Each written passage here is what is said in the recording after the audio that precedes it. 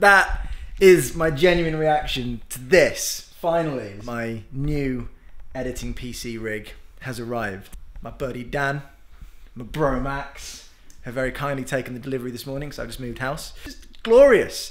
So yeah, I'm building the PC today. We're putting it all together and hopefully it won't blow up and it will work. But yeah, it's gonna be wicked. I mean, basically the reason that I'm building this instead of just using my MacBook Pro is I've had that MacBook since, I don't know, like 2013, and it is awesome, but it's just kind of reaching the point with the amount of videos I'm doing with Musicism and doing all that editing and my own stuff that I'm spending a lot of time after I've imported, like, you know, transcoding the video and getting it into a format that's easy to edit, and that just takes forever when you've got like 8 hours of footage. So this, too much talking, let's build it. Basically it's sick, so let's build a PC.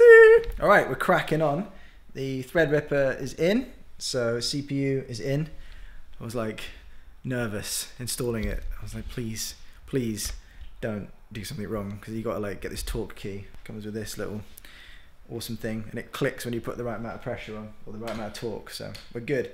And then RAM has gone in as well, so yeah, that's all good. Then we were sort of debating when we're putting the solid state in, because this motherboard comes with its own little heatsink for the it's like an M.2 SSD, so tiny little, like a RAM module. It's got a heatsink, but it's like a sticky pad. So I was trying to YouTube and see whether that sticky pad should stay on, or whether it's in fact maybe potentially very flammable, and will be the end of this build. So we built kind of stuff on the motherboard first to check it was working, and we realised that's probably going to make it harder to get it into the case. So we sort of disconnected some bits and just going to put the motherboard in the case. Got the power supply unit in. It's been a while since I built a computer, but these days the PSUs go down on the bottom, which makes sense because they're the heaviest bit. So yeah, we're going to get the motherboard in the case and then get everything else hooked up, powered up, and hopefully it will all work. Me and Dan, yeah, we've been fitting the fans onto the liquid cooling radiator. So the radiator is going to sit in the front of the case with it's a big 360mm radiator, 3 fans to dissipate the heat from Threadripper because it runs pretty hot. Hey buddy. We're gonna try it. I'm scared to press it. What if it didn't work? I think we're ready to finally turn it on and see if it works. So that's power, and then we're gonna. Okay.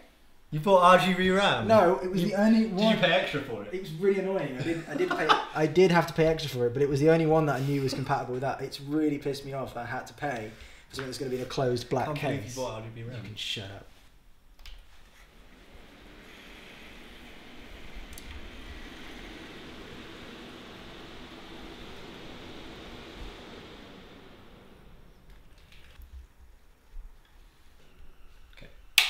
Interesting. Okay, it's working. Dan, can we check the temperature on the CPU?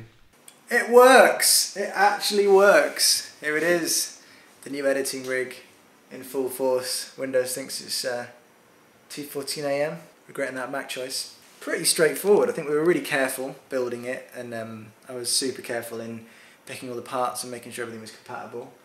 We spent quite a long time on cable management so that there's not a load of cables, you know, affecting the airflow in the case. And this case is really good actually, because on the back, on the other side of it, you can run all the cables behind it, kind of tuck them out of the way.